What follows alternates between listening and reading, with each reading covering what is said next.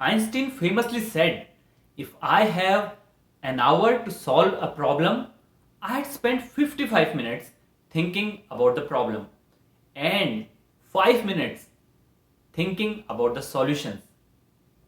We all know Einstein solved some of science's greatest problems, and we can learn from that in communication. How? Because in communication, we need a structure to clearly present our ideas. So we can use problem, solution, and add benefits to this as a structure. It is clear, concise, and crisp, and logical as well. Do you want to learn it? Are you ready? Let's get started.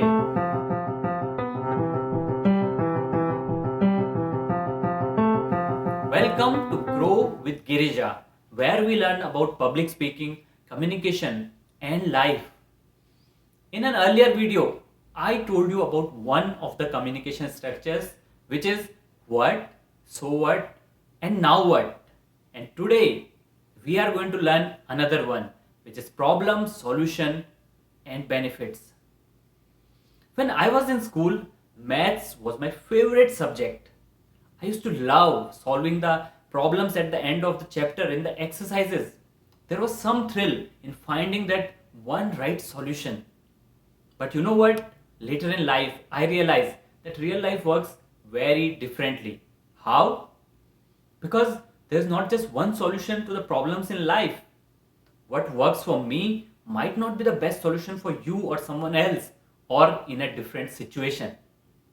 But one thing is for certain, the problem needs to be followed by a solution. Yes. And then after solution, you need to showcase the benefits in case you are convincing others to follow that solution. And in communication, it provides support to your solution. And this also shows to your audience that how your solution is a valuable one. Let us look at an example. Suppose, like many of us, you also have observed that people are spending too much time on their mobile phones, or which is called screen time, and you want to share with them how you tackled it. So let's start with the problem part. How would you define this problem? Would you say too much of screen time?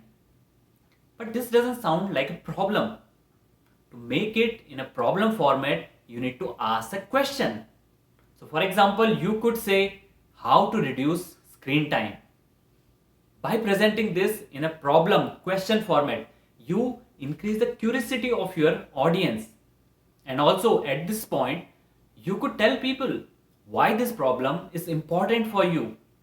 This will provide the context as well as make this topic relatable and personal for your audience.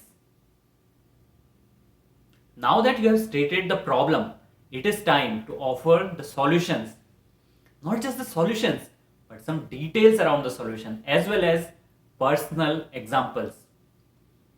In our topic of how to reduce screen time, you could offer solutions like keeping your phone away from your sight when you need to focus on a task, or having scheduled times when your phone will be offline so that you don't get distracted.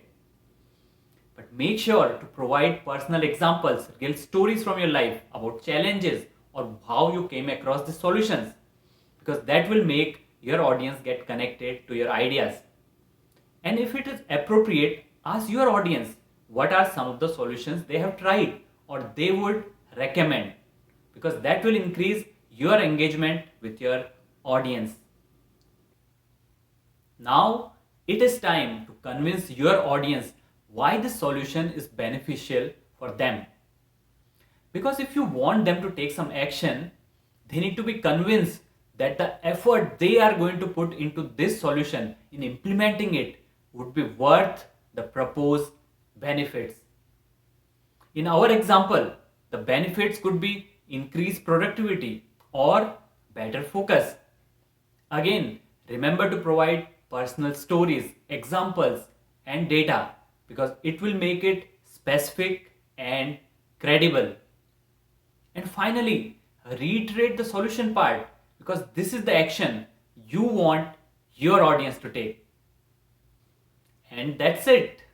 you have solved the problem of how to have a structure in your communication. This method and technique is suitable for so many topics in so many situations. So try it next time in your communication and find out how it helps to create your structure in a clearer and better way. How did you like today's video? Did you find something useful? If yes, share it with others so that they can benefit from it. If you like the video, like it and subscribe to my channel to support it. I will see you in another video of Grow with Girija. Till then, keep learning, keep practicing and keep growing because change is inevitable but growth is optional.